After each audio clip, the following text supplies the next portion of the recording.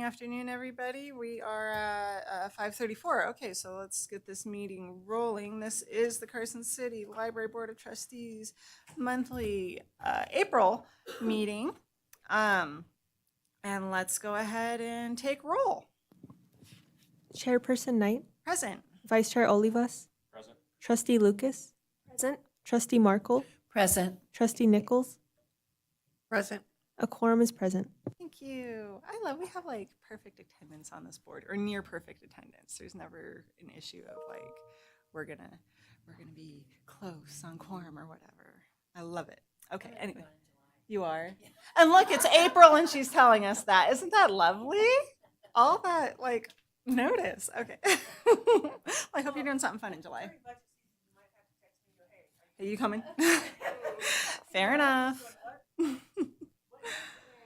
Oh, Lordy. Well, good. Okay, so we'll move on to agenda item 2, public comment. This is our first of 2 public comment periods. Anybody who would wish to address any item under the purview of the Library Board of Trustees is free to come forward and speak on that at this time. Pause for effect. Hearing, seeing none. We'll move on to agenda item 3. Approval of our previous meeting minutes. Has everyone had a chance to look at these meetings? And there should be 2 sets of minutes, I'm pretty sure, the February and the March, right? Because we pushed back the February, so we weren't within the 30 days, so we wanted to look at both for this month. So do we have any modifications? Modifications. Or edits or comments or what? Trustee Markle. This is Trustee Markle. I move that we approve the minutes of the February and March 2024 meetings. Thank you, Trustee Markle. Do we have a second? I'll second Trustee Lucas. Thank you, Trustee Lucas. All in favor?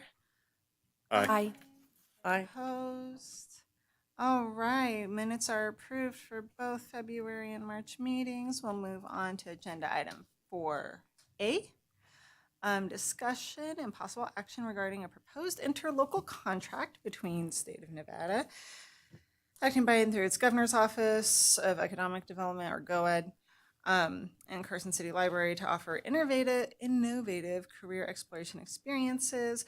This was the contract I think that you had mentioned last time we were talking about. This is actually a pretty exciting thing. So I'm going to hand it over. The floor is yours, Director Holt. Joy Holt, Library Director for the record. So yes, this is the contract that I was speaking about before. It's a interlocal agreement, and so we're here today just to discuss it because there's the second piece that we're going to be talking about today that is tied into this. So what this is, I know you guys have heard me talk before about the Sandy grant and the work that we're doing with that grant, with our workforce development coordinator, workforce development and social services coordinator. So part of that grant, the Sandy grant, was to eventually get to this place where the work could continue in libraries. And because of our size, our proximity to the Governor's Office of Economic Development, or GOED, they've selected the Carson City Library to sort of be this prototype to see and develop this program to be then deployed in other libraries. So, but it will be kind of happening simultaneously amongst the other libraries as we're doing it here in Carson City. So essentially what this interlocal agreement is asking is for the City of Carson City to accept an award of $1.595, so just under $1.6 million, to do this, to handle this work over the next 2 years. So that would entail us hiring a senior workforce development professional as an unclassified position is the proposed right now, and then subcontract out 3 additional positions. 1 is full-time, 2 are part-time, so 2 full-time positions to a company called Khalifa.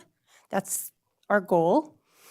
And that will continue to let us develop these individual career mapping services within the library, and also help folks sort of better utilize the Nevada Career Explorer, and that it's kind of like Dr. Markle's heard this a lot of times. It's match.com for jobs.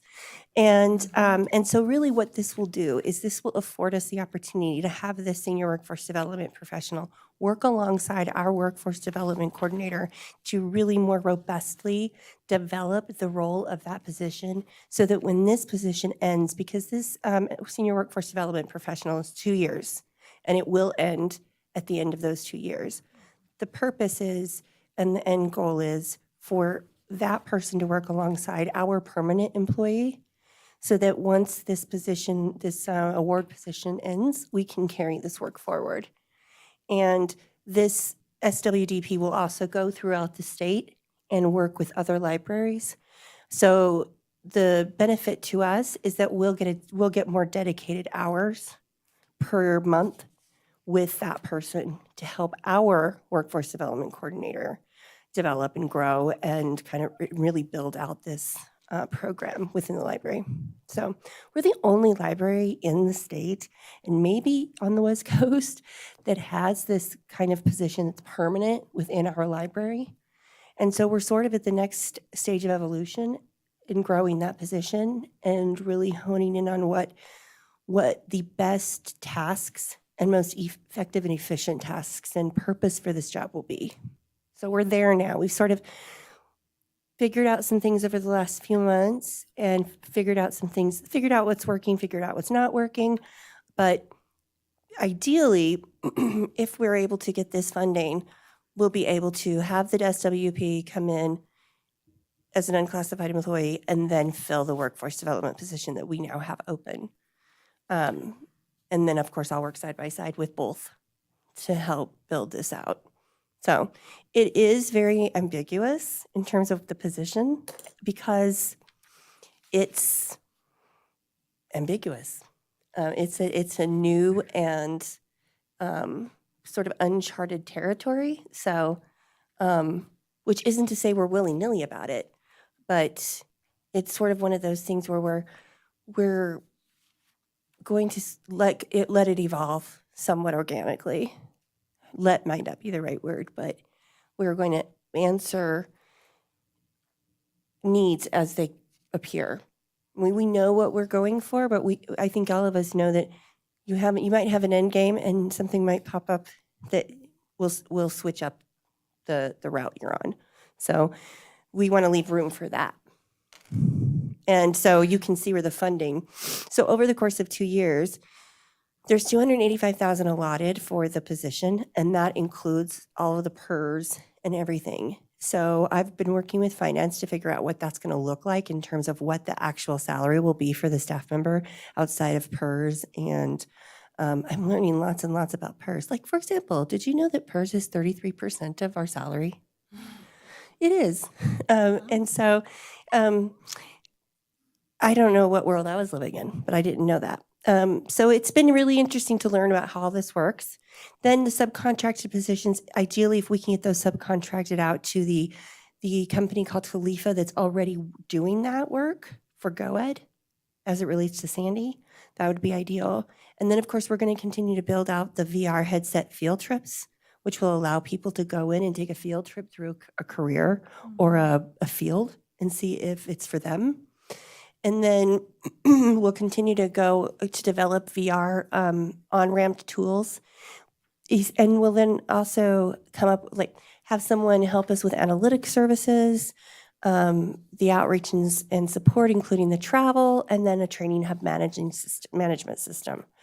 And the training hub management system is called SpringShare, and it's actually what we use at the library for our calendaring and appointment setting and stuff. So I actually have a lot of experience in SpringShare because I built the website for the state library on, it's a content management system. So it's actually pretty savvy. So that's what that is, because it's that training hub content management system is a little bit vague.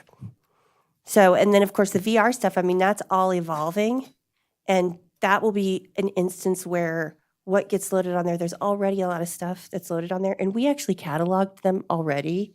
The existing ones, our cataloger cataloged them. So we've been pretty tied in with a lot of this work, and essentially it's a continuation of what's been happening with GoEd in terms of the Sandy grant.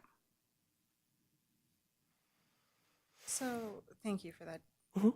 Mhm. So, on this agenda item, it's related but not directly to the following agenda item to subcontract with Khalifa. Okay, so just take me through the process here. We would be moving to approve the contract as it's been presented tonight, or not approve, or whatever. No, you What are wouldn't approve we- it because it has to go Okay. in front of the Board of See, Supervisors. that's what I'm not clear on, because you've got a recommended motion here that I'm like, I don't think we have authority to approve a contract, but that's why I'm asking. Can you take us through kind of the nuts and bolts of our role within moving this forward? Right. Yeah. So really, we're asking you to allow the award to be accepted if it is approved. So to If connect the to the library contract is budget, because that would approved- be a thing that we do. Right. have Mhm. control- It okay. would go into our 275 budget, which is technically our grant budget, but it would be much easier. It'll be much easier to manage in our grant budget than it would be, or our grant fund than it would be our gift fund. That's Yeah. dangerously close to commingling things that we don't want to commingle, et cetera. I mean, we could do sense. it. It would take a lot keener eye. It's not undoable, but why not take the path of least resistance? And finance already said I've already worked that out with them. Also, I did go in front of our internal finance committee and have them look over the job with me and figure out what that position will be, what grade it will be, what its salary will be dictated by the amount that GoEd's allotted through the funding. But I still have to come up with a description and at the end of the day, propose that as part of this contract for the Board of Supervisors to approve. So really, what we're asking you to do today is allow me to accept the award contingent upon the Board of Supervisors approving the contract. Okay, so Does that make sense? Yes. You're kind of asking us to bless it.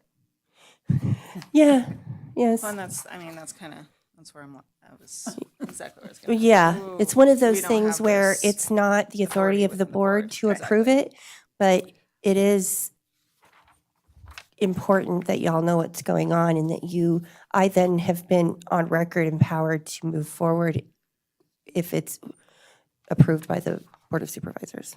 Well, theoretically, we should, as a library trustee board, we should also be able to ask pertinent library-related questions that might not ever occur to the Board of Supervisors. So by asking those questions and then saying yes or no, we've indicated that, the officials have, said, oh, yeah, this would work. Right? Yeah, sure. I mean, it's always good the more conversation we have about this before I have to go and sing for our supper, the better. So thank you for that. So do I understand this? I want to make sure I'm repeating back to you what I think I heard you say. Okay. Right? So I just want to make sure I have my head around this. Okay. So the following agenda item around the subcontract with Khalifa, that is a system that allows us to pay these contractors because Right. they're obviously not on library payroll, but we still have to find a way to pay them. Right. So we would be taking their percentage off. Khalifa will function essentially as a staffing agency. They'll handle all the HR stuff. They're exponentially cheaper than like Manpower. I think Manpower, I'm not sure what the reduction is or for the collective purchasing through the state for Manpower, but typically it's like 30% off the top for the personnel management, and Khalifa's 10%. Plus, they're already handling this whole piece for GoEd, so it would be seamless. And that is a contract. It's not an interlocal agreement. Right. So that is within the purview of this board to approve.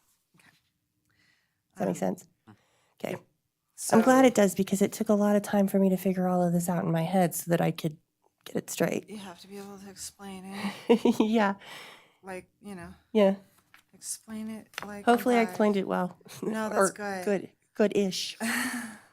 Well, good. I just want to make sure I know what we're asking the board to do.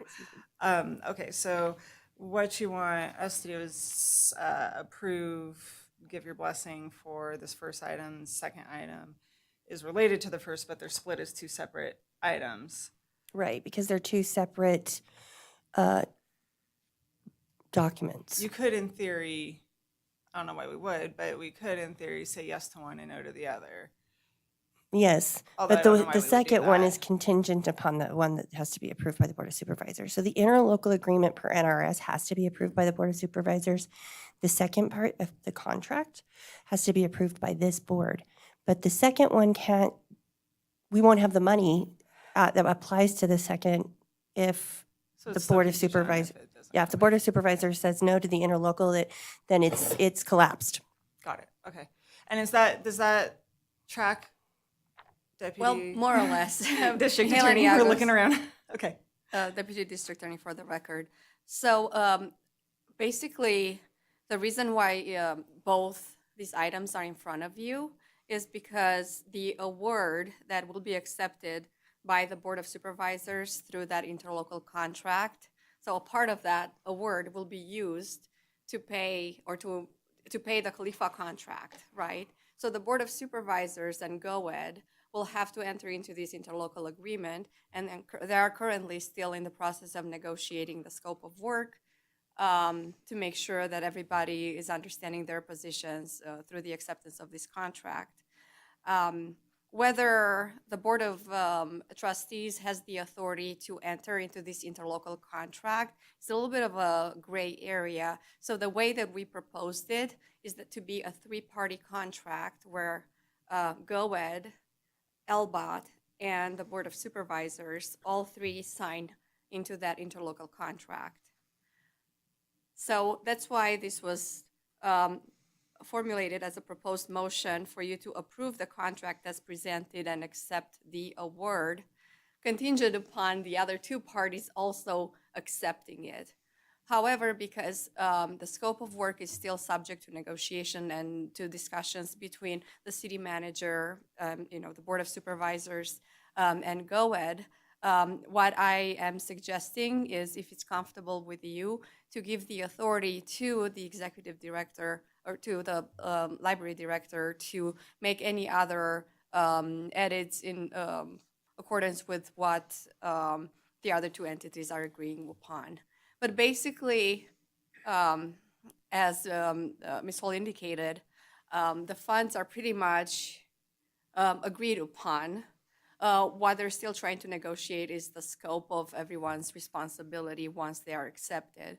But $442,000, which are indicated in the contract, the proposed contract with Khalifa, is the portion that will be used to subcontract for those positions. And another portion of the award will be used for the employment of a full-time position in Carson City, through Carson City. Mm-hmm. That person Yeah. will be a I city think part of employee. the difficulty is that I don't see in the packet an attachment of the proposed interlocal agreement in the stage that it's in at the moment. I did not see it in here, and I thought that it would be attached as I thought it was supporting attached to- material. So you have the independent No, contractor. when I'm agreements, but looking you at, don't have- and I understand your confusion at this Yeah. point is because we're talking about a contract, an interlocal contract, that it's not in front of you, Yeah. so you can review it Yeah, to I- understand what it entails. Yeah, there's, I appreciate that extra insight because I think I would be more comfortable. I know y'all correct me if I'm wrong, but I think in general, the board, you have a good sense of what our interests, where our concerns would be. So authorizing or delegating that authority to Director Holt to make those adjustments and as negotiations go forward between the other two parties, I think, I would be comfortable with that arrangement if you all would be. Does that and I'm seem- sorry about the interlocal agreement not being attached. It was attached in Granicus. Oh, no. So it I didn't just make it didn't make over. it. It's Okay. this whole, it's this whole thing with my computer. I can't explain to you why, It but happens. nothing came over as it was meant to. So, Plan is for this contract to go to the Board of Supervisors, not at the next meeting, which is on April 18th, but hopefully at the following meeting. So if you look at the staff report as was presented, this is something that we should also correct at this point because it's indicating that the interlocal contract is subject to the approval of you at this meeting of the Carson City Board of Supervisors at their April 18th meeting. My understanding is that the contract will not be in the version that is expected to be by this date. So it'll be at the beginning of May that It'll be pushed to May. that That's Board of correct, yeah. Supervisors will discuss it in a public meeting. Right. Got It won't be on the April 18th agenda. It will, for the Board of Supervisors, it will be on the May 2nd. Yes. I spoke to the city manager about that. So, I know that we don't have any details, I guess, right now about these. We don't know, right? Whether we're going to have to conduct a search for this position that is going to be an employee of the library or the city, rather. no, I'd rather not. It's a state position, Okay, right? So it's the state. So I guess what I'm trying to like figure you're out bringing is in I a feel like state. we have trouble filling positions. Like how do we know that we're going to be able to find I had I think that's part of who's going to have the knowledge to train someone else that we also don't the person have that's yet? doing it right now. Okay, yeah. the thing is the Sandy And then Grant's they're been only- in place for a while, so that's how it's a state worker that would be working for us. But So we're They're going a to get state them worker. from somewhere else that they're already doing this sort of thing? yes, Okay, That's because the I was going to say, idea. So and then they're they're only bringing in going to want to their- work for 2 years? Like- right. But then Yes.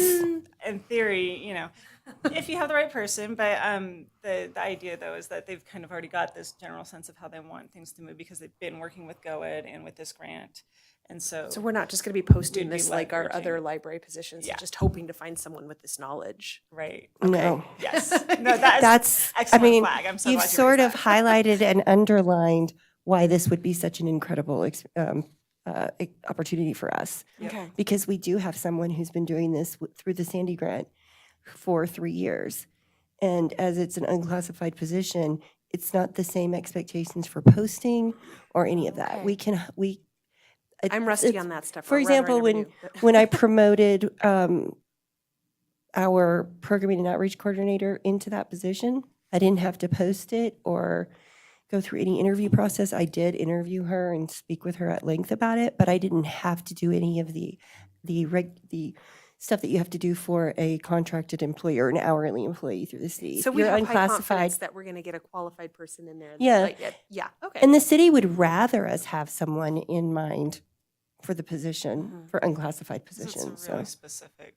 I mean, it's a really Right. specific skill set that we're It looking is, for. But yeah. the good news is Sandy Grant's been in place for a while with GoEd. Mhm. There are potential candidates who work in that area now who could be Okay. poached. I don't know, for lack of a better word, who can come and do this work for us for a couple years. mhm. Okay. Yeah. Thank you. Mhm. Do you have any more from the board? But we still have to hire someone locally for your workforce development person. Yes.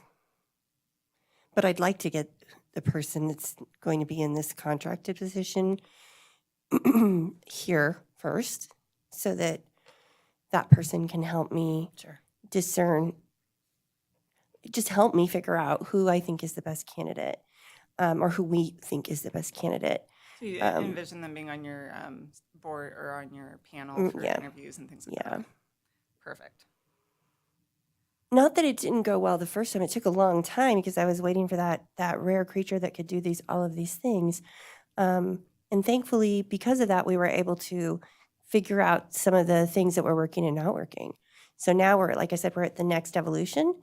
And this is such a great opportunity for the library, but also for the Carson City community, because we can really start working this workforce development program and start moving it forward at a much faster pace and a more defined and, dare I say, efficient pace.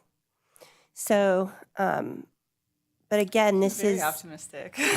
yeah. Well, That was good. yeah, I mean, Yeah. it won't harm us. Right. I'll say that.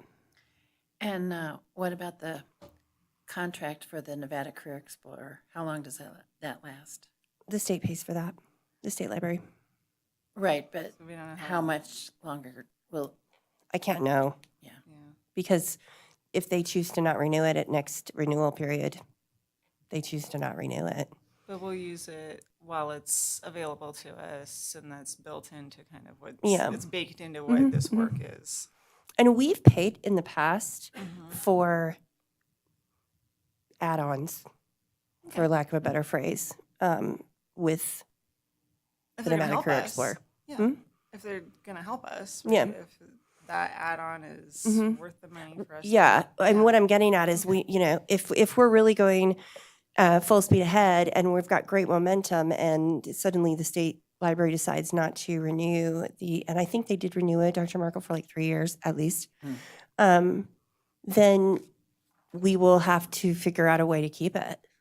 And we'll figure out a way. All right, eyes wide open on that one. Anyone else? Anything else from the board on this item?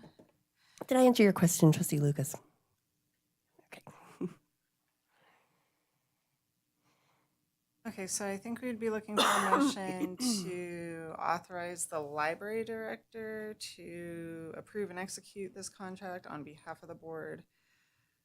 Is that right? Okay.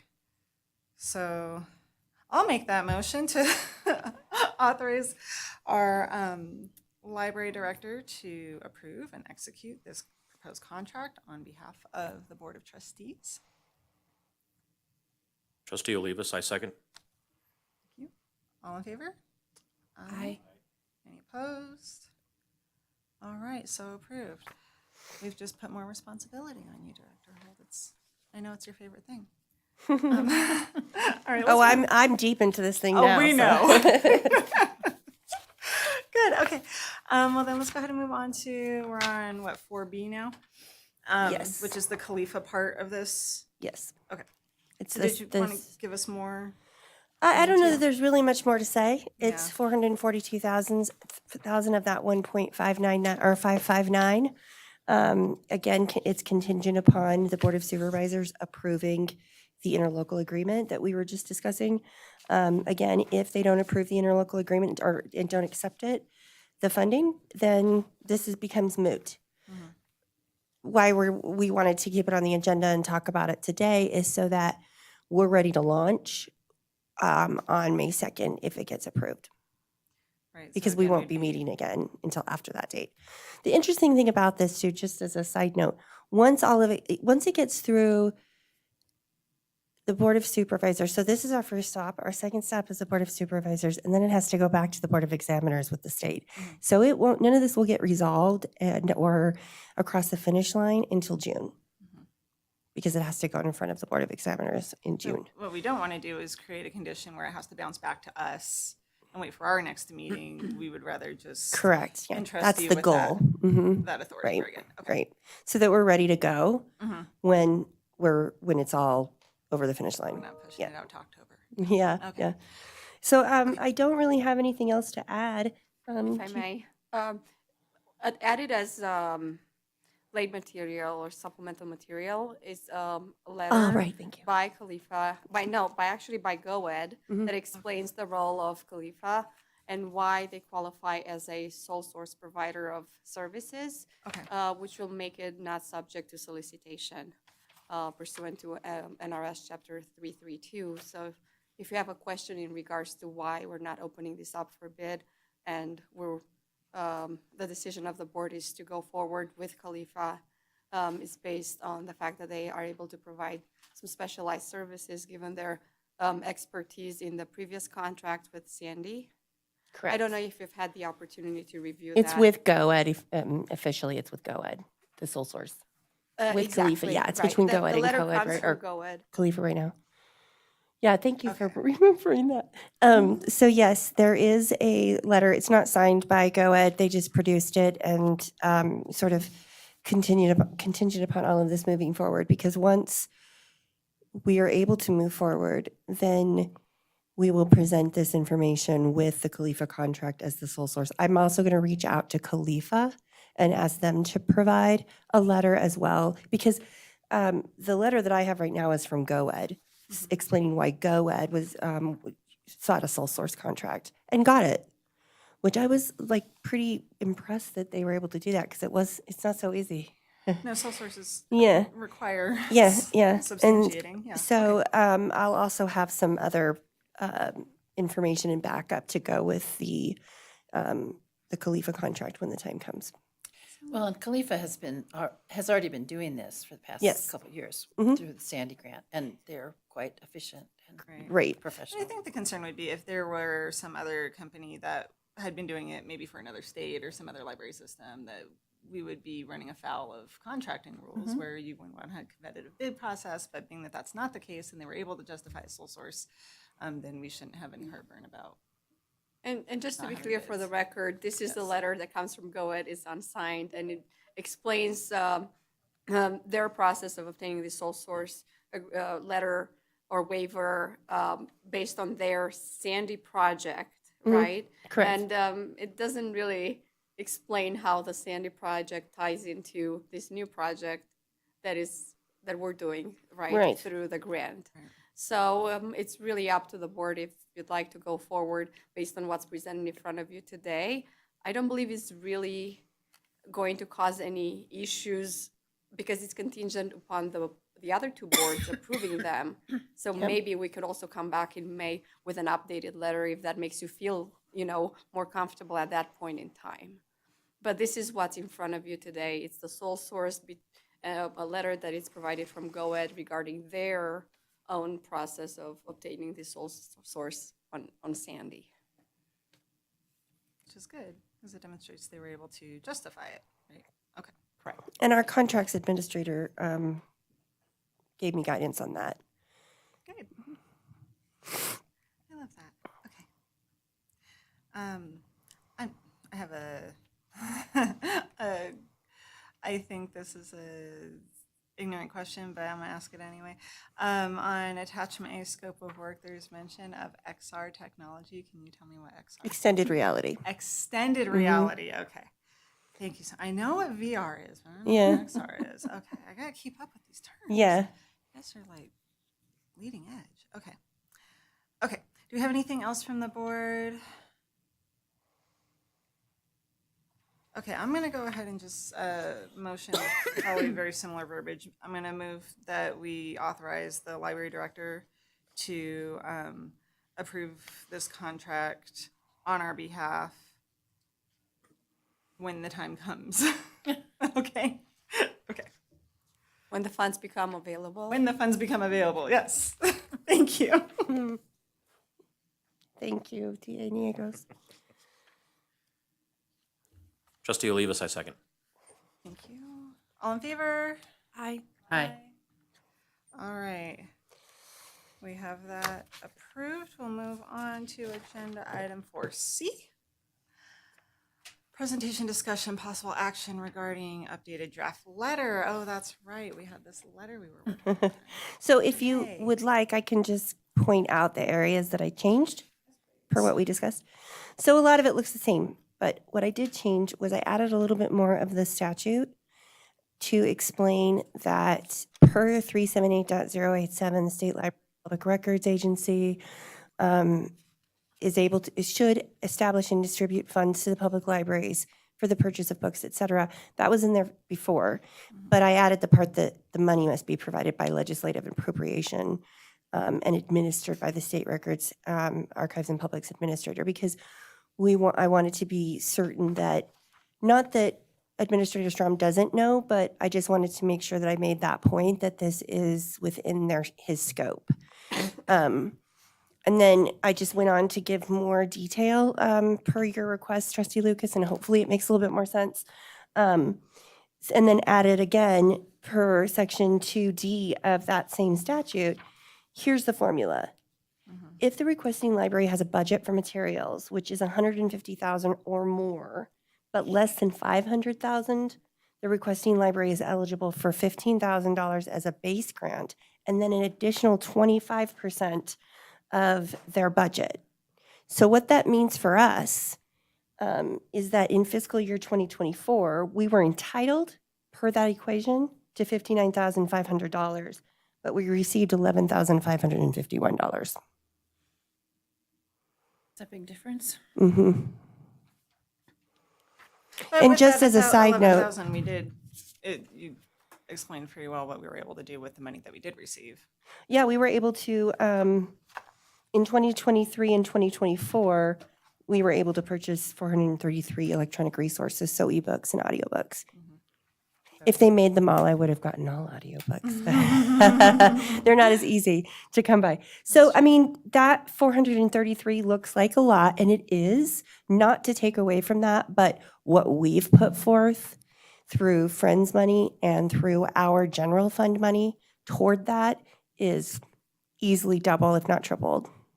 So, Well, that's really not a whole lot for a population of the size of Carson City. I that's mean, correct. For, Yeah. for a library of, I mean, we're not a big library or anything, but that's just a drop in the bucket. Yeah. And so would you agree that that 59.5 that we would have been entitled to would be a more appropriate amount given the size? Oh, I'm just yeah. trying to leverage your library knowledge here, so. Always more money. Always. Right, well, everyone says that, but I think, there's No. reasonableness. Yeah, because it would be able to be dispersed differently or distributed differently. You know, you could still spend 15,000 for electronic materials and another 15,000 for children's resources and another 15,000 for books, or Other yeah. print or whatever, yeah, got it. And we haven't always devoted our collection development grant money to electronic resources. We've done that every year since I came on board because I also happened to come on board at the end of the 2020 COVID year. And we just saw such a spike in usage. And we haven't seen, even though we have spent so many funds towards those resources, and, we purchased those, and we'll get into this a little bit more on our Overdrive or Libby platform. And we also, have audiobooks that are on CD still. But we still have only, our average wait time for those electronic resources is 5 people deep. So if you times that by the 4 weeks that someone has to read the book, that's a long wait for the 5th person in line. Yeah, the last book I put on Libby, it didn't even tell me how many weeks. Now it says several months wait. Yeah, It says several months. yeah, Ran into that too, yeah. yeah. I mean, I've got others that are 14 and 16 weeks. And Well, and if I got could some manage my- 4 weeks, but several months now. Yeah. If I could wave my magic wand, there'd be some sort of like zapper that would zap someone who, if you didn't actually start reading the book within like 3 days, it would zap you and be like, turn this back over. Yes. And I actually have a Washoe County Library card, and I use it looks at both of the collections now. Oh, interesting. So Yes. it's still several months. Yeah, I do too. I have my brother and I share a card where he lives, which is really interesting because I get to see what my siblings reading, and then give him a hard time about it. So the 59.5, that's the max that we would be entitled to. But I think what's really glaringly obvious is that we're not even at the base. Yeah. So, really, if we wanted to get, to me, that's the mic drop argument. We're not even at the base. And that 11,551 is 1,500 of that is one-shot money. So we'd actually be. So at you were actually being nine- quite generous with your 11,551. Yeah. Good though. Well, that's I good. didn't want to get too far into it and Yeah. have to explain the one-shot money and that whole bit. I just thought this will get really Yeah. confusing. People's eyes will glaze over. I really like it because it puts it in perspective. I like having the numbers in there. That was a great suggestion you made. With the benchmark, like you can see what it actually is. Yeah, and I mean, that's the statute. That's exactly what it says. So it is what it is.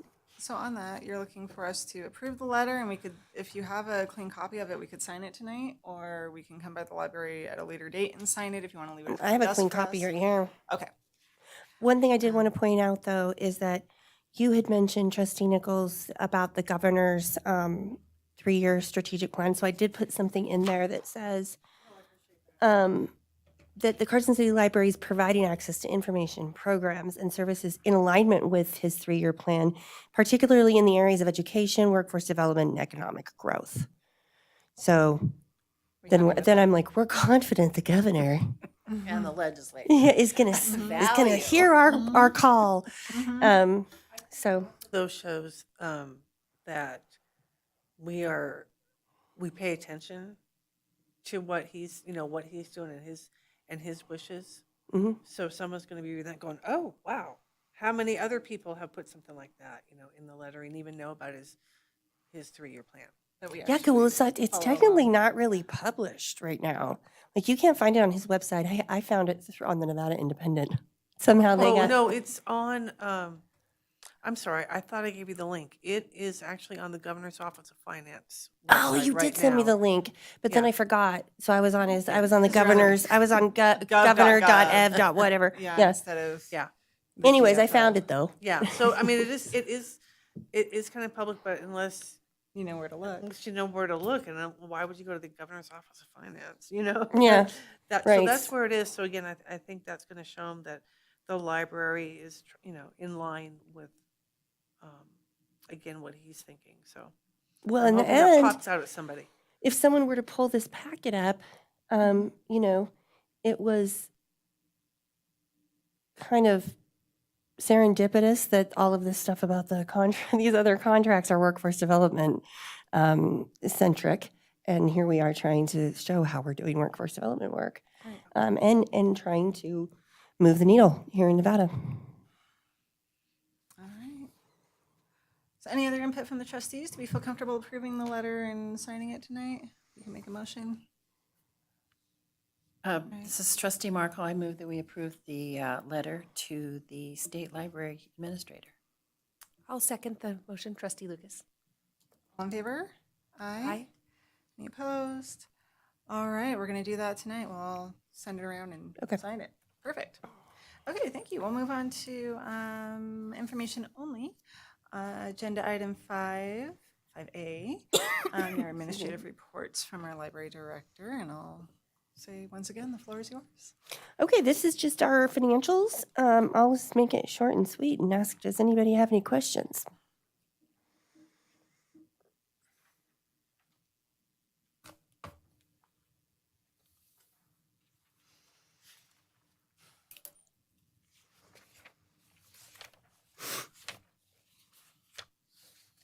And you'll see that the grant looks funny. We've actually got some money in there now, and we're at a negative in our budget, but that's because we have to do an augmentation to pull the actual money that was received. So it's out there. It just has to. We have to go through that budgeting process. So you can see we've spent it all. What's the equipment repair and maintenance Which one? line? Oh gosh, what is the object code? 430. 430. That was not the windows, but some other like tiles and things that we had to replace. So this looks overspent. Yeah, and it came in. We were a little bit over, and I knew that we would be, but I wanted to exhaust that $890, and so there's a couple of things I can do. I can do a journal entry myself to move that, bring in that difference, or at the end of the fiscal, finance will do that. Okay. All they care about at the end of the day is that we don't bust our bottom line, if that Okay, makes so sense. within the categories, you can Yeah. adjust. Usually I'll move money around just because it's toward the end but like last year we were on the books, we looked like we were pretty far over our book budget, but we actually weren't. And it all shook out in the end. Okay, But I'll do some journal entries to make these numbers a little less negative. Because so you'll see in 7% office on the supplies. Yep, Yeah. That's where I was going. And in office supplies, yeah, we're short, but I've known that we were going to be short, but I've got some funds that are going to come from somewhere else, probably operating supplies. And then you'll see also the contractual services is high. That's going to change. That's our co-op contract hasn't gone through yet because it took we had to renew this year, and then there was an issue with the contracting and purchasing getting corrected and the contract being right with the state. And then it came down and it was not wrong. There were typos and there were numbers that I just needed to make sure that everything was as it should be, because they divided out, over the 4-year period or 3-year period of how much we're going to pay each year. And so that includes a supplement from a contingent fund they have. And so I wanted to just make sure that all of the co-op understands that if that's what we agree to contractually, that's what we're going to pay. And we can't pay more. So if something happens to that supplement, we're not going to pay the difference because we can't. So that took some back and forth, and now I just need to move forward and get it paid because I can't pay it until that contract is approved. And it's performative essentially. It'll be probably on the consent agenda with the supervisors because it's an interlocal agreement. But it's something that we do every 3 to 4 years. So that number really looks, low. Like we've only spent 2% of it. And so, yeah. Anything else from the trustees on any of these? Speaking of maintenance, I don't remember, did we fix the baby changing? Yeah, we got a new one, but it hasn't been hung yet because they wanted to get sturdier anchors. And so they had to order those. And it's anchors that have to go into, tiles. And so we have the baby changing table, but it hasn't been put in yet because they're waiting on those anchors. We're also going to have the front power washed. The city's going to do that. The facilities department will do that, and we'll pay their staff to do it. Mhm. We're going to try and mitigate the stench and dirt, and then we'll probably have to do it again at the end of the summer because people like to do their business out there at night. So, and the garbage cans the lids are really filthy, and those can be power washed, but we can't replace the lids. There's nowhere to buy them, and they're stone and they're affixed to the ground. So we just kind of have to make do. Plus, if we were to get bigger plastic ones, there's no way to anchor those enough to the concrete for them to not blow away. Oh, right. Because once the wind starts kicking up, Yeah. they'll be down the road. We'll be picking up a bunch of garbage. So- Can they use those type of trash cans that you see like at a state park or something where they're, anchored on the ground? They're like square, Mhm. rectangular, Mhm. and then people have to open. They're also beer proof, I think. Yeah. Yeah.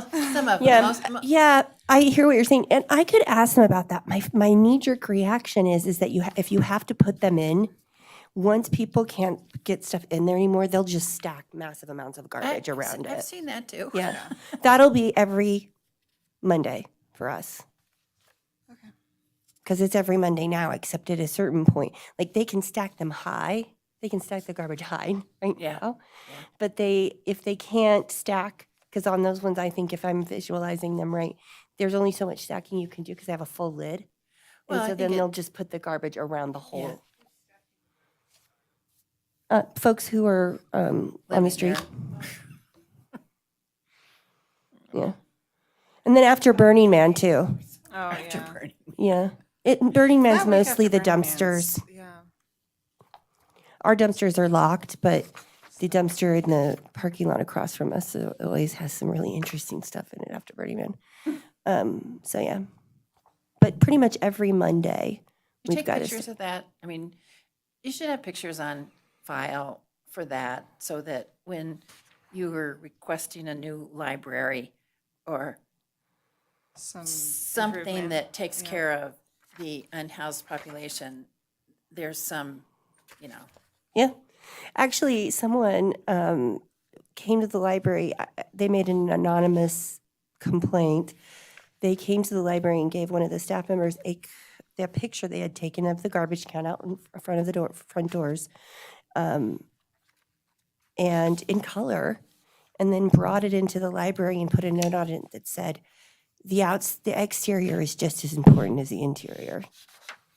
And I told the team member that took that, I said, agreed. I don't disagree. And in fact, here's all of the stuff that I've done to try and get that fixed. And the power washing, it's a chunk of change, is like $500.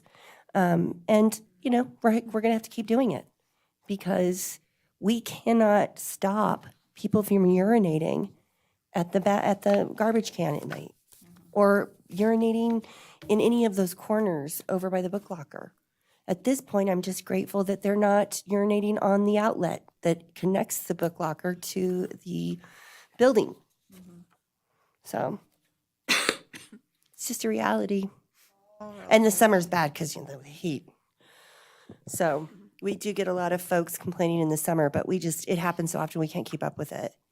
So So how frequently do you get the power washing done? I can't remember the last time we did the power washing, honestly.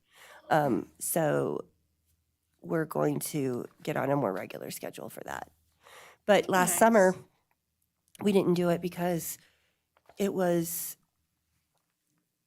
no way that it would have been that back to where we started in a couple of weeks. So it's one of those things where you're like, is this worth the money that we're going to spend on it? Because it won't last.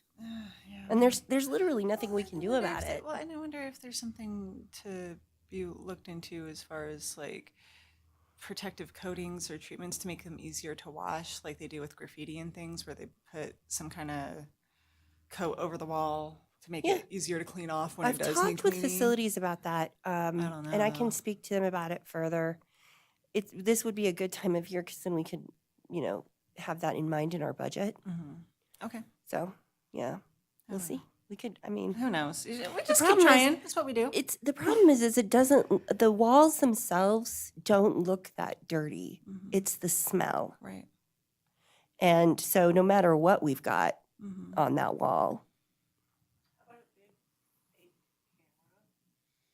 Oh, there you go. Is your microphone on? While you're on, camera. Is your microphone on? Yeah. Oh, okay. I'm like, can I hear you. Okay. I don't know this. I'm pretty sure that wouldn't be a deterrent. Because that would require being cognizant and not altered. Okay, understood. Yeah. A motion activated camera. Yeah, but it's not a real camera, obviously. Yeah. But if you're altered, If you're in an altered Photographs. state of mind where you don't really care who's yeah. watching. If you're is a altered, different you're deal. not really concerned. That's my observation of the folks that I've seen.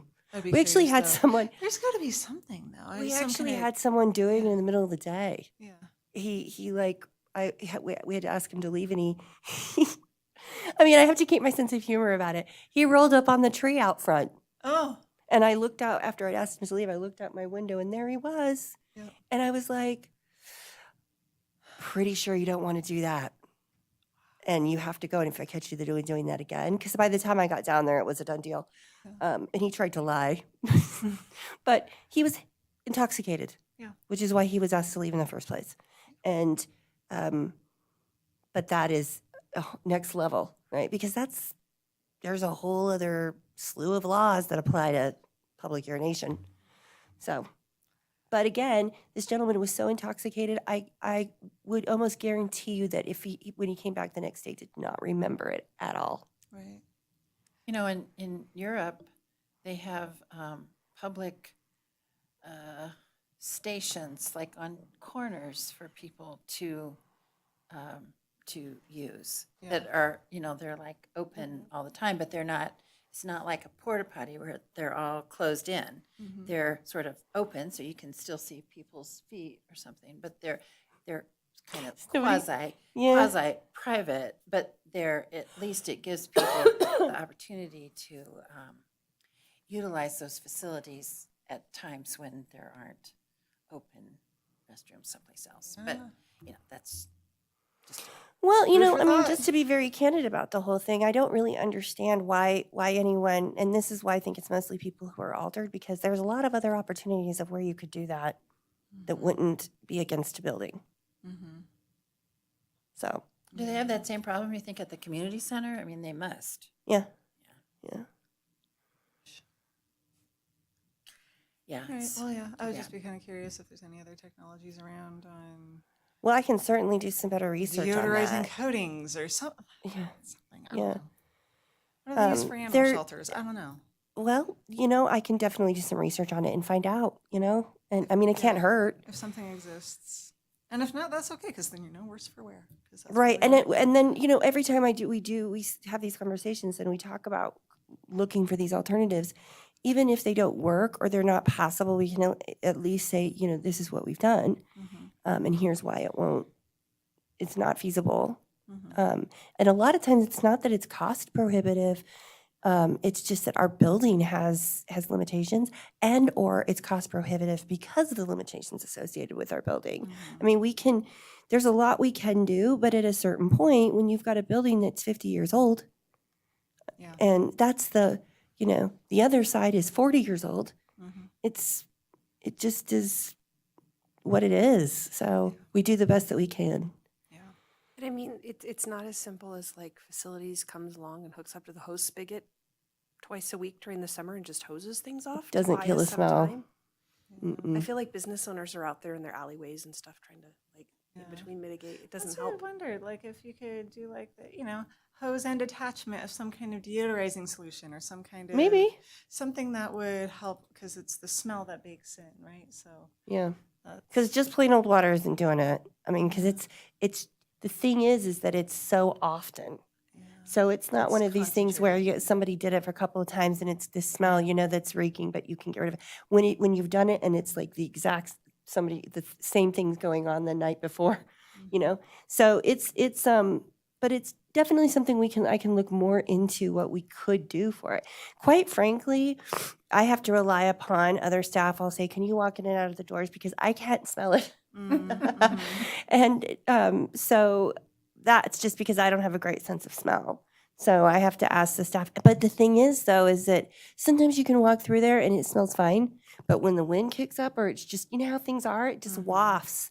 And then And when it's hot out, it's worse. oh, Yeah. definitely. Mhm. But I can certainly do some research to find out what our alternatives are. Any other questions about All right. the money? I think we were looking Funding? at money, and then we kind of are leading into other items. That's all part of your report, so. Yeah. And I think you did give us one staffing update, but do you have other? Yeah, I didn't do a traditional report Yeah. because this was such a packet. Yeah. So highlights are we did promote internally. We've promoted Amanda Conkin to our circulation supervisor or librarian position. Amanda has 10 years in libraries and she has an associate's degree in library science or library information studies services. And she is great. And she's very dedicated and committed to the Carson City Library. So she was more than qualified. So she was promoted and she just accepted the position this week. So I went in front of our internal finance committee and asked for them to open the senior library position for her, to replace her. We also did hire a senior library assistant to replace Sarah Martell, who's now the deputy, which was 2 positions ago for her. So Martha Tallman started on the 2nd of April. And then we also hired another shelver. Her name is Judy Roberts. I believe Trustee Markle knows her. Yes, she'll be great. Yeah, she's lovely. So we got really lucky. We also have an open library assistant position. We had a staff member leave, and that position has been posted. It's closing today. I'll be honest, we haven't had a lot of great candidates. We've got a few that are really solid candidates. But for example, yesterday we got, they sent me the applications, and there was about 15, and only 2 of them met the minimum qualifications. So that one we might have to reopen. Senior library assistant is, for some reason, we always get more qualified candidates for that position. But the library assistant, it's interesting because sometimes we get folks who clearly weren't even really applying for our job. You know what I mean? Like they have their application in the system and they might just mean to click on the job above it and end up applying for the library assistant. Or, we'll get, bless people's hearts, they want to be in the library for whatever reason, but they just don't have the minimum qualifications. So that's where we're at with that. If we have to, if it's on a continuous hire, but I want to interview the folks that are good candidates and then see what happens. And where will that put us? That will put us almost completely fully staffed, minus our workforce development coordinator. So, first time, I'm almost afraid to think about it because I don't want to jinx myself or us. And then we are full speed ahead with our Capital City Reads program. We've got all of the books at the library. It's a gentleman in Moscow. They just created a show that's a series on Showtime, and it's awesome. The book is great. We increased our purchasing. The Friends donated the money for it. We bought 50 more books this year, and we're a week and a half in as of today, and over half of the books are gone. Nice. Yeah, we've got about 25% of them left. And people have actually read them already and brought them back. So Wow. it's really, I mean, I think it's an exceptional book. Amar Tolles is the writer, so look into it. And if you're an audiobook listener, it's got a very nice posh British accent that's the narrator, which is right up my alley. So, and then of course we have our book club, our off-the-shelf book club, and those it's 2 different nights. It's on a Wednesday one night and a Thursday, or one week and a Thursday the following week, and that's the book that they're all reading. So it's been hugely popular. So we're going to buy some more books, but at a certain point, we're like, okay, we can't buy any more books because we don't want to have a bunch of free books. I mean, we'll get rid of them at summer reading. Everybody will get a Gentleman in Moscow as their completion prize. But it's been hugely successful. I mean, we've been really lucky. We've seen that program grow every year. We're also seeing a lot more attendance at our makerspace appointments. Yeah, we've seen way more attendance at the by appointment only than open hours. How was the poetry event last week? It didn't have a great turnout, but we tried, and the program itself was cool. It just didn't. I mean, we had attendees, but I don't think that we would stop doing it. And then, of course, we're going to do some stuff with the Brewery Arts Center for Mark Twain Days, and possibly Cinco de Mayo. That might be a really nice opportunity to kind of cross promote and Oh, try to absolutely, capture yeah. similar audiences. So And I I'm like in that. some conversations with some other arts groups Good. to do some stuff at the library. So yeah, so we're full speed ahead with planning for summer reading too, because that's not that far away. Probably 2 months at this point, 6 weeks. So 2 months. So that's it's travel through time. So hopefully, our goal right now is to do a big photo collage of traveling through time at the Carson City Library. And so far, I've done just some cursory glances through some photo albums, and it is a butterfly collar and shoulder pad delight. So in the 80s, it's all about the shoulder pads. In the 70s, it was the Superfly collar. So we'll see. I think it could really be fun. We have a lot of pictures, so Good. yeah. So that's kind of the brief of what's actually going on at the library in terms of what I would have on my normal director's report. And then per your request, Trustee Knight, is the sort of breakdown of how we make our collection development functions. Yeah, a couple of meetings ago, I think we had talked about, well, this kind of ties back to the other conversation, the letter to Administrator Strom, and just kind of how we're doing our collections developments.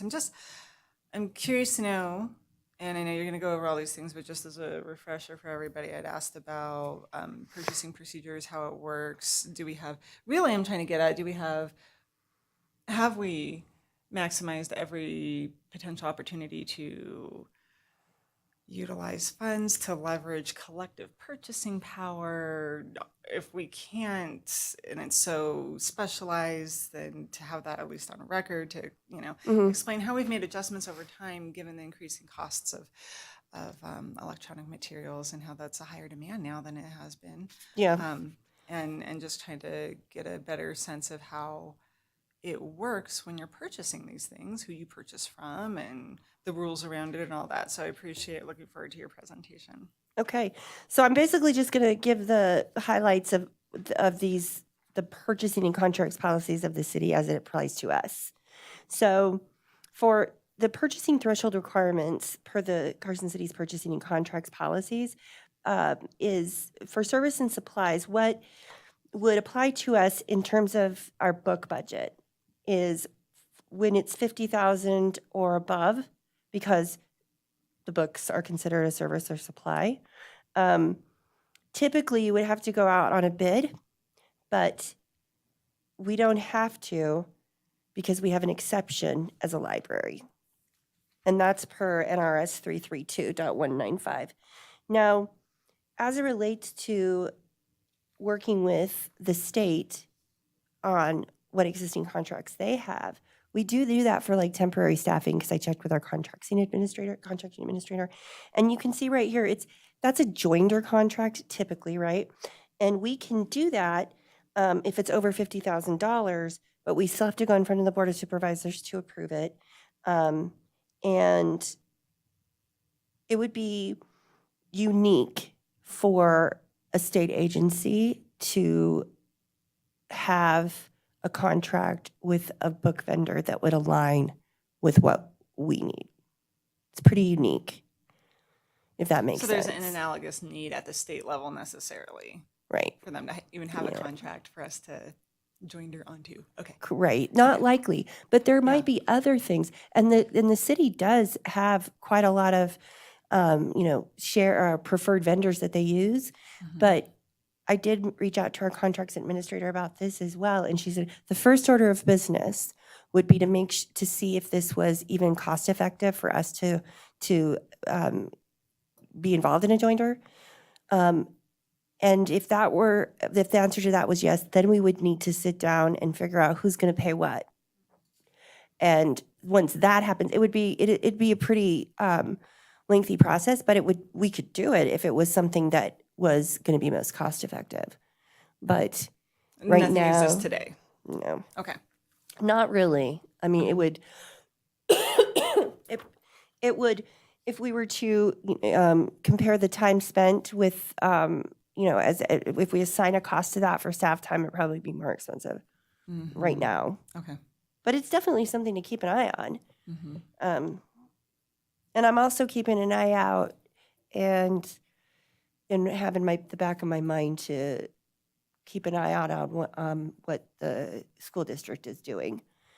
Because right now, it's not necessarily analogous with what we're doing, but that doesn't mean that would be the state agency or another agency, not the state agency, but that would have, or maybe even the Department of Ed. Right. Another municipal. That's to me would be the type of entity that might have that partnership might have some legs. A joinder might have some legs there. Okay. I just have to keep an eye on it and, see. So that said, yes, we can join for purchasing, but as It it has to relates, make sense yeah, for right. what the As it relates to contract our collection Okay. development, probably not. Now, again, we don't go out I do go in front of the Board of Supervisors every year and speak to them about approving the contract with Baker and Taylor, but we don't have to go out for the bid because there's an exception in the statute for libraries. And the reason for that is because books cost what they cost. It's pretty much whoever the publisher sets it. So we could use a different book vendor, and it would essentially be the same in terms of the actual cost of the goods.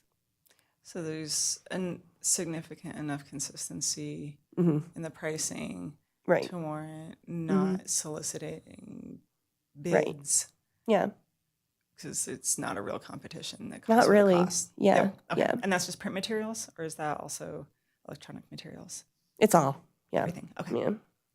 And usually it has to do with availability. I mean, if you can't get some things through Baker and Taylor, then you look for a different vendor that is going to, satisfy the need.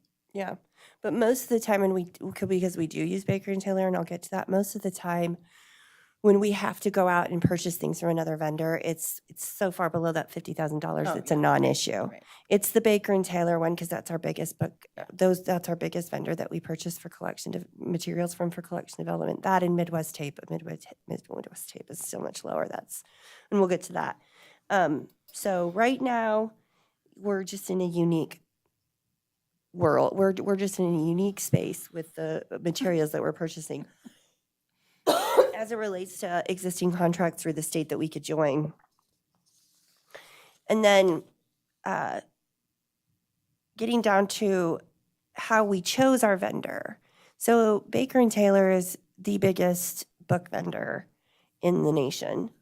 And part of the reason why we use them is because of availability. They are going to have the most availability. Their biggest competitor is probably Ingram. And I've purchased from Ingram before at another library.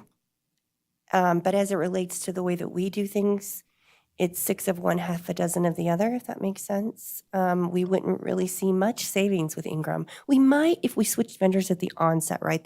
We'd have a few little discounts or whatever, but in the long term. And so getting to that, we've been purchasing books and CD audiobooks and using what's called customized library services through Baker and Taylor since 2009. The customized library services are all of the processing. And what I mean by that is the plastic Mylar covers, the sticker, the stamp inside the book, the little due date thing that we put inside the book, which, by the way, we do that so people, whoever wants to, can write that they read that book. Because I was like, why do we still do this? We don't do it, so it's like, what does it matter? But all of those things, if we were to quantify that in terms of staff time, it would be way more expensive for us to do it ourselves because we do have to do it when we purchase from like Amazon. So like, for example, we probably will have to purchase, and sometimes we do from Amazon if we can't get trade paperbacks, which are those thicker, stronger paperbacks than the little, that you see. We sometimes will have to purchase from Amazon. We'll probably have to purchase from Amazon for the Gentleman in Moscow. Now, we don't have to process those as we would a book that was going to circulate as a library loan material because we're giving them away. But it takes a fair amount of time. To put one of those covers on is no small feat. And you've got to be really precise with the scissors. So like our left-handed people don't like doing it because it's really hard. They need special scissors and everything to do it. So, and it can go really bad and you can waste a lot of Mylar trying to get it right. So Baker and Taylor has it on lock. They also, as part of that, they send over what's called a MARC record. And that's the foundational piece of coding that we load into the catalog. And then our cataloger goes in. I'm really oversimplifying this and she'd be horrified by how much. But she loads this basic code and then she goes in and makes it better essentially. But she has a starting point from them. So she doesn't have to, because original cataloging, she'd have to create that whole thing herself, which takes a really long time. And original cataloging would be something like those VR field trips that I mentioned earlier. Though there's no existing record out in the world for that. So she created it, which is just a testament to how great she is as a cataloger. Because I would be like, I took cataloging in library school, and if I never have to do it again, I'll be delighted. But it's coder language, so we save a lot of money using that, and we also do what's called as you guys know, we have a lease, and the lease is what allows us. We have a youth lease and an adult lease for nonfiction and fiction, and that allows us to get all of the most popular titles. They just send them to us. And if they don't circ, then we don't have to purchase the item. We've paid for them to lease them for a certain amount of time a year. And if they've not circulated enough, we don't buy it. So it's a way for us to make sure we're buying books that are going to circulate, but also mitigate volume.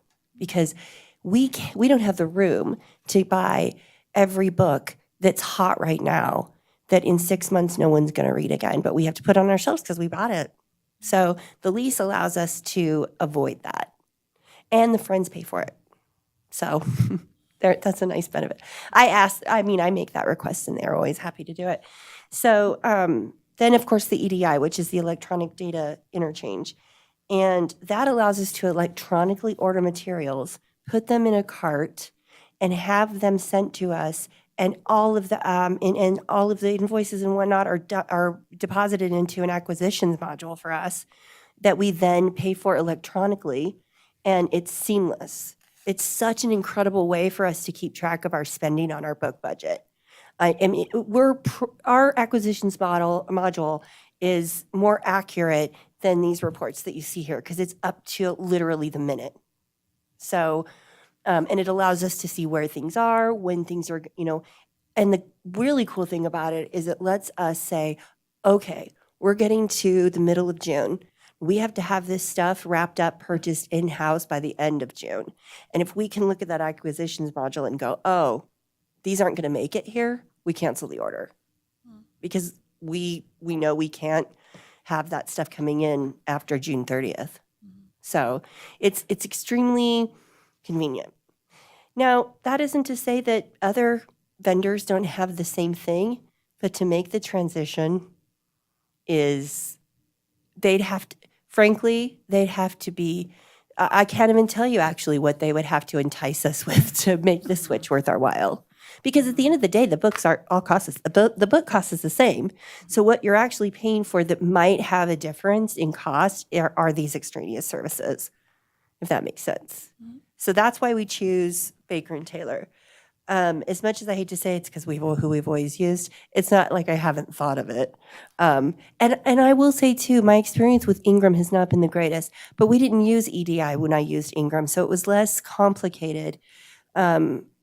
But at the same time, and it might be not fair to compare because it was not electronic, so we were getting them, in a box from a vendor. And maybe it was our really bad mailing service in Winnemucca, Nevada. Like, who knows? But it wasn't the greatest. I'll say that. And then, of course, we use Midwest Tape. That's for our DVDs. They also provide us the mark records, so that really expedites. And they also do the processing for us. So a huge time saver. Overdrive and Libby.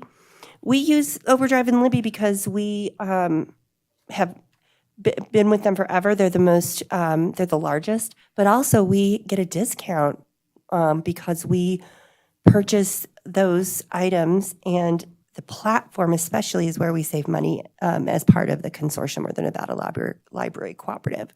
So we get a reduced cost on the platform itself, not counting the items that are, on the platform. So we get a significant savings there by being part of the cooperative. Nice. I can't tell you exactly how much of a savings it is because I couldn't find anything, any historical record in our accounting system before we transitioned to the shared platform. Because it predates me and it predates our current accounting system. So I don't know that the reduced cost, I don't know that there's a reduced cost. The benefit comes from the sharing of the resources. So if you buy the electronic version of, let's say, Jennifer Gentleman in Moscow, the Carson City patrons can borrow it, but so can the Dayton patrons and the Fernley patrons. So it's but the cost savings for us truly is access. well, yeah, but here's the thing. We're by far and away the biggest contributor to that platform in terms of materials. The savings for us really is the platform because it was probably it's about $5,000, I'm thinking. So that collective purchase as far as the platform cost is what makes it worth our while. Because if we weren't with the consortium, we'd be paying for all of those items. We wouldn't have access to the other items that the other libraries have purchased, and we have to pay full price for the platform. So we're the biggest contributor because Clark We're the and biggest. Washoe are not Part of it. Yeah. Yeah, Yeah. 'cause we're not the biggest in the state. No, we're the but biggest in the biggest consortium. Member in the Yeah. consortium, Yeah. because Clark and Washoe are not members. Yeah. Okay. Um, And that's kind of, that's where I'd be looking, and that's kind of really the whole question and why I asked for the presentation in the first place, is that where you see these examples of collective purchasing, sharing resources, leveraging whatever savings you have. Clearly, you've done it with the consortium with Libby and Overdrive. Are there other areas where we might be able to? We're working on that. It's a matter of the consortium coming together. It's hard to do. The consortium it's a big board, so sometimes it's hard to gather all of them together to have a quorum. But we have, we do have a shared integrated library system. We also have a shared, it's basically a rider with our integrated library system for messaging of notifications. And then also we're looking into additional purchasing of other databases. We've talked about Mango. We've talked about Hoopla, which is a streaming service. So yeah, there's other things and materials that the consortium is looking at to try and purchase collectively. And another reason that it's hard to do business when it comes to these sort of cafeteria type items is that White Pine, for example, isn't going to be able to afford to contribute to that. So that's one of the things that we always have to try and find a balance with in the consortium. So, but yeah. But we do, I mean, They do we, demonstrate utilization. I beg your pardon? So White Pound, while they can't contribute, they still use the. they don't. If we Oh, they if we purchase something like a database that's a cafeteria option, if whomever doesn't contribute to it doesn't then take from it. So for example, there's some of the libraries have purchased what's called Envisionware for a variety of different things like the reservation of our computers, our public computers and things like that. We don't purchase our Envisionware product through the cooperative because it wasn't a savings for us. Because if it's based on a percentage, we have so much more that it would be sort of like if you've ever had a class that graded on a curve and the A student was carrying the F student. I'm not saying that any of the other libraries are F students, but that's kind of how the numbers would play out. Okay. So we have to be, it's up to me and my deputy to look at that and go, okay, is this really, it sounds great, but is it actually cost effective? Now, as it relates to these other things that we participate in and contribute towards, it's definitely a cost savings. And this is something that, happens sometimes like at library conferences or stuff. I mean, this is one of the benefits of conferences and being able to talk to vendors, because sometimes vendors will be able to say, I can put together a package for 3 libraries or whatever. And then you can create those, kind of collaborations that way. So sometimes vendors will bring that kind of thing to the table. Yeah. Another strategy potentially for leveraging. Yeah. And, Okay. I know that they have certainly done that. New York Times still wants to, cover everybody. For a price. Yeah, the New York Times. I mean, I'm a fan, but it's also, as Trustee Markle and I found out when we were trying to get the, I don't think I've ever seen either of us completely speechless. But we were when the New York Times rep showed up and gave us what was it? It was crazy. It was like a $600,000 quote. Yeah, We're like, yeah. I mean, you're funny. That's sometimes cute. they forget that we're not Las Vegas. Right. Yeah, Man. yeah. So yeah, that was funny. Good memory. Yeah. So the next thing is just very briefly, I figured that I could just put this out there and you guys could ask questions if you wanted. It was about how we allocate the money. So every year, our collection development librarian, Rachel March, and I, and my deputy also, will sit down at the start of the fiscal, actually probably toward the end of the fiscal into the new fiscal, and figure out what we're going to spend our money on. And so, and also during the course of the year, we talk about it as well. So we've already identified some areas that we know we're going to put some money toward. We're going to allocate some funds to this year that we haven't in the past. One of them is going to be juvenile Spanish nonfiction. That collection's really old. And how we make these decisions is based on that. Is it already circulating? Is it known to be popular at the time? Is it having a revival? The Magic Treehouse series, although it never really faded, it's seen an uptick in usage. And how we keep up with that is through trade publications, Kirkus Reviews, Publishers Weeklies. My grandson will tell me what he's into, and I mean, I'm an unabashed librarian because I'll ask every kid under the sun what are they reading, to get an idea of what they're interested in, and because it's usually on that's how we stay on trend, really.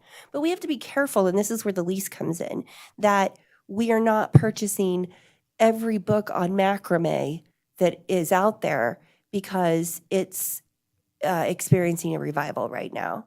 We have some of the example of that would be, I can't even say it right, but the Swedish way of, it's like the Swedish version of feng shui that's like Oh, hygge. hygge, Hygge. yeah. Is that how you say it? Hygge? Huga. I don't know. HYGE. Anyways, it's a Yeah, hot Huga. dig.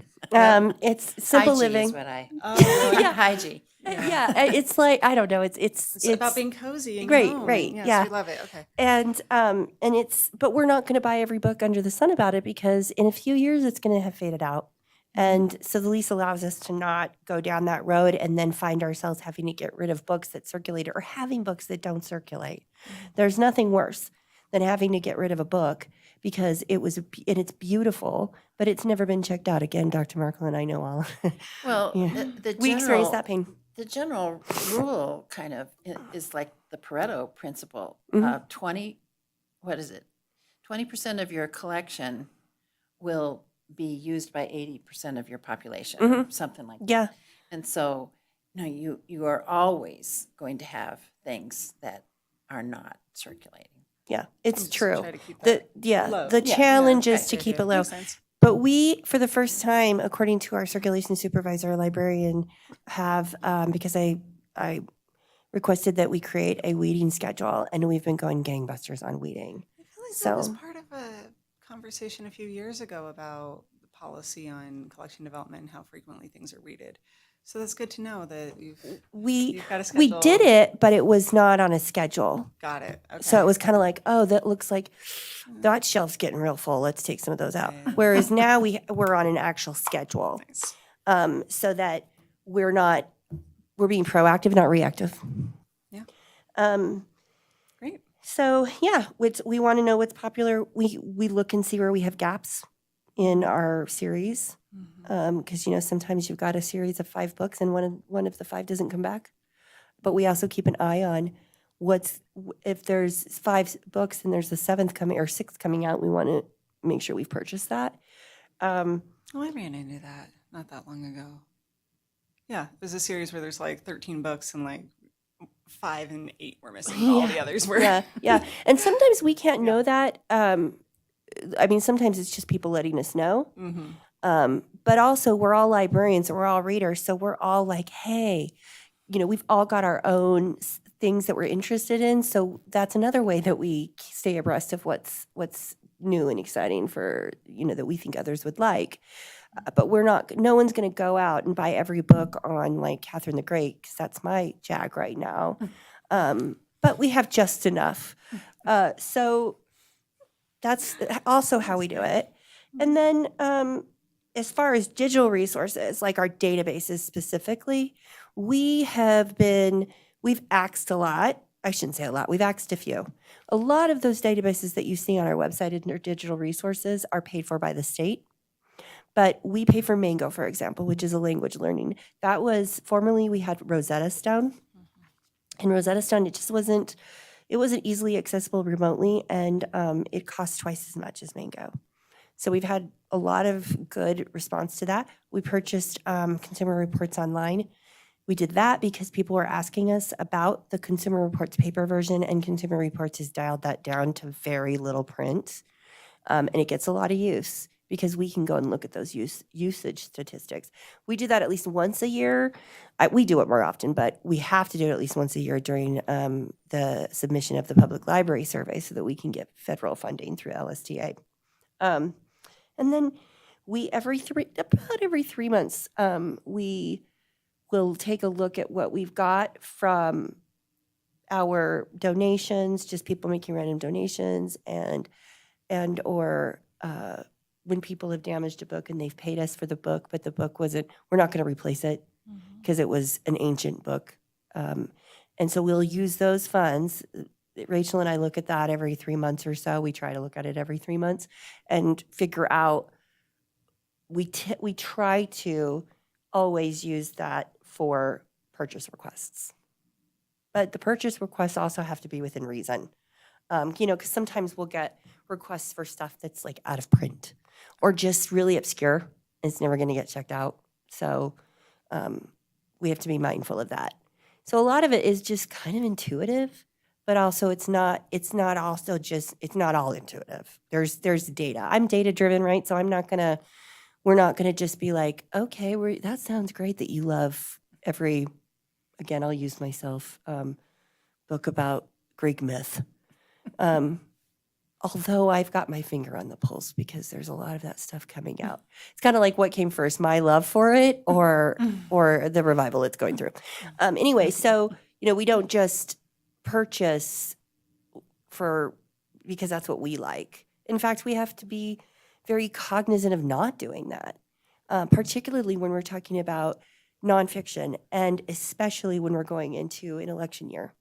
We have to be very cognizant of not self-censoring and also making sure that we are keeping up with having a diverse collection.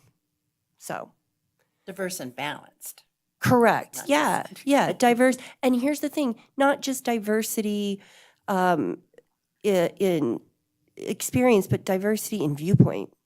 Yeah, Um, absolutely. So Trustee Markle's heard me say this at different presentations, but I've told the staff time and again, as Trustee Markle has said too, every good library should have something in it that offends everyone, and our library has stuff in it that offends me. I walk past a book every single day on the way to my office, and I just think, ugh, that could not be further away from my worldview, but I know it's circulating because we've looked at those statistics, and that's cool. That's the point.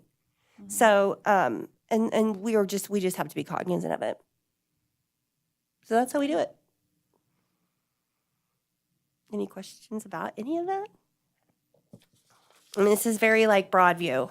Right. So I'm happy to get as granular as you want. At 7:06. No, I certainly appreciate the overview. I think it's really, really helpful. At some point, I know periodically we do need to do policy review as you update your policy. That's the board coming. needs to approve. So we'll look forward to collection development policy updates and revisions along with all your other policies, I'm sure. But no, this is comprehensive, exactly what I needed. Thank you so much. I really appreciate Thank you. you indulging my request. No, I'm always good. happy to. We have the answers. Right, because you're a librarian. Yeah. Okay. I have kind of a strange question. I'm Okay. not sure if it actually relates, but Okay. recently I've gone on Libby to borrow different books, and every once in a while I'll get one that is not available on Kindle. So I'll borrow it, not knowing that it's not available on Kindle. And I don't want to read it in a EPUB version on my phone or on my iPad. Oh. And so there's no indicator if something is not available on Kindle, because I don't want to borrow it if it's not available on Kindle. Right. This is definitely Rachel's wheelhouse more than mine. And I know she has a better answer than me, but I know that this issue exists. Okay. And this has to do with a whole lot of stuff going on behind the scenes with publishers. Oh, yeah. I mean, for example, just to give you an idea of what's going on, some of what's going on behind the scenes, there's a series that I love about Greek myths. And the first two were available in audiobook. And the third one is not available in audiobook in our region of the country. It's only available in Audible. But other regions of the country potentially do have Yeah. it available. Oh. Mm-hmm. And it comes down to a publishing Racket. ish. Yeah, thank you. Yes. So I do know about that. I don't know what what the solution is. But I will definitely ask Rachel because I know that this has been happening, like we've run into this. We've also run into people buying stuff on Amazon and it not being that they can't download onto anything but a Kindle. Mhm. So, or people wanting to um, download stuff that is only available on Kindle, if that makes sense. So it's a lot. That's one of the things that makes our job interesting, that was keeping up with all of these things that nobody announces. It's not like they tell us this is coming down the pike or it's not going to work. It just happens. Yeah, I mean, I just wondered, because I don't really like to read it. I mean, it's easier to read for me on a Kindle. Yeah. I would like to know ahead of time. Yeah. I'll find out what we can do or if we can do anything. Because one of them was actually a James Patterson book. I mean, I read James Patterson occasionally. But you couldn't that I am time. shocked. I am shocked. Really? Yeah. They're not available on Kindle? And sometimes it could be author preference. I mean, Kurt Yeah. Vonnegut, I guess, doesn't have that say anymore, but. Right. Well, I feel bad now, Trustee Markle, because I crack on James Patterson all the time. He's one that I crack on my brother about too. Well, I So- only read the Alex Cross series. Oh, well, that's an Only Alex exception, Cross. though. Yeah. I mean, that's like if you say you're a Stephen King fan, but you're really just like Misery. So I'll find out. I know there's a lot of stuff going on behind the scenes with electronic resources and the Kindle. So Yeah, I Amazon products, I'll Yeah, I say. had a friend who, she uses Libby all the time, and she got a notice when she tried to borrow a book that her Kindle was no longer supported. So she had to buy a new Kindle. Oh, 'cause Mm, yeah. Her Kindle. Planned and obsolescence It was kinda not thing. supported any longer. yeah, And so she had to buy a new Kindle. Ugh. that's what So, they do. I have a question too. And a comment, and please don't take this serious, but I was on the website to get a book, and we do not have every Stephen King book there is. That's true. Shocked. I will tell you the reason behind that And I off record. had to buy Stephen King book I wanted to read. Yeah. So I could not support my library. But I was shocked that we had like there's like five. You can get. I think 5 titles. I have a question. So I've lived here for like 20 years, and I remember years and years ago, I would get so excited because the library would have a big book sale from a lot of the books that they purged. Mm. How does that, going along with your report, how does that work now? I mean, do we give older books over to Browser's Corners and just wait for them No. to have the sale? Or They have a huge sale, Mhm. and it's based on the items they get from donation, and the items that people bring to us for donation that we take to them. We do not give them our purged books because they don't have the space to store the donations they receive in our weed. So what do we? Also have a philosophy of not selling books that are previous library books. If it has library markings on it, they won't put it on their shelf. Do they use thrift books at all over there? I don't know, do you ever use thrift books instead of whatever that other one is? Better World? Yeah. No, because they take even less. Yeah. So what and we do they're with our- harder because you have to drive. Yeah, what we For do with our, recycling. there's no place in Nevada to recycle. Well, that's what I mean. The publishers have recycling. Yeah, they programs, do the right? sustainable shelves, but they Yeah. pretty much put the brakes on that because I don't think they realized what they were taking on. Oh. And so now they will only take books that they can resell. So we check with them. First, we check between them and Better World Books so that we don't, and we've been doing a big weed. So we're sort of, Better World doesn't take a lot of fiction, but they've been taking a lot more fiction than we thought they would. So we always check with them. Then we check with Sustainable Shelves. That's just for items they can resell. If they won't accept them, and we use a database that they provide, both of them provide, letting us know, like, yes, we'll accept this, and we'll send those books to them. If we can't send them back to them, we have no other option but to get rid of them. And we've I, So at you this can't point, sell I them? feel confident that we've exhausted all the possibilities to not have to just get rid of them and throw them in the trash, Okay. which is painful. But I think you were asking about We used book to be able to sale. recycle everything. Yeah, because they used to have huge, in the Digitorium, they'd have these huge Hmm. sales. That was the Friends in the Digitorium. Oh, was it? Hmm. Yeah, that used to be where that Oh, bookstore yeah, I was. used to volunteer there. Yeah, The yeah. smaller side, I'm talking about the other side. Yeah, Yeah.